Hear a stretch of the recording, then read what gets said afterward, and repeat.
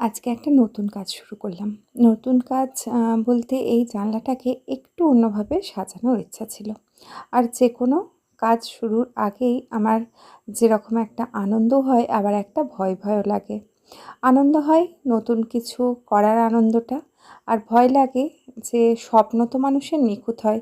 কোনো একটা তো মন থেকে ঠিক করা হয় যে ঠিক এইভাবে সাজাবো। স্বপ্ন নিখুঁত হয় কিন্তু বাস্তবতা তো আর নিখুঁত হয় না।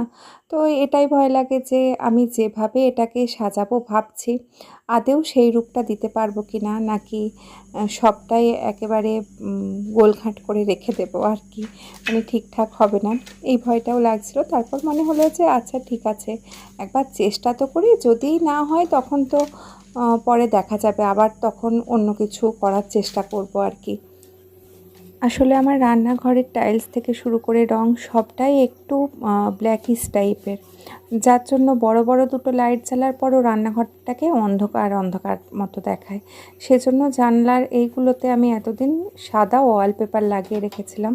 এবারে জানলার ওপর লাগিয়েছিলাম বলে সাদা ওয়ালপেপারগুলো তো মানে ঠিকঠাক লাগেনি, কোথাও কোথাও উঠে গিয়েছিল বা ফেঁপে গিয়েছিল, সেগুলো খুব একটা সামনে থেকে দেখতে ভালো লাগছিল না। তাই ভাবলাম একেবারে তুলে নিয়ে সাদা রং করে দিলে কেমন হয়। অবশ্য পুরোপুরি সাদা করব না, এর ওপরে আমি কিছু ডেকোরেশন করব, সেরকমই চিন্তাভাবনা আছে। তো দেখা যাক কীরকম কী হয়। প্রথমে এক ছোপ রংটা করে নিয়ে এটাকে শুকোতে দিয়ে অন্য একটা কাজ সারতে গেলাম। ওই যে বলে না, ঘোড়া নাই আস্তা বলে তার চাবুক হাজি, ব্যাপারটা কিছুটা সেরকমই। তো এদিকে রংটা শুকোচ্ছে, ভাবলাম ওপরের দিকের যে জানলাটা আছে ওখানটায় একটা পর্দা করব। তো কী পর্দা করব, বেশ কিছু পর্দা মিশো আর অ্যামাজন থেকে দেখলাম, কিন্তু কোনোটাই পছন্দ হলো না। তারপর হঠাৎ করে মনে হলো আমার কাছে একটা লাল টুকটুকে লাল আর সাদায় গামছা আছে। গামছা দিয়ে এখন কত কিছু মডেলিং তৈরি হয়ে যাচ্ছে, আর আমি একটা রান্নাঘরের পর্দা করতে পারবো না? তো যেমন ভাবা তেমন কাজ, ওইটাকে নিয়েই বসে পড়লাম রান্নাঘরে একটা পর্দা বানাবো বলে।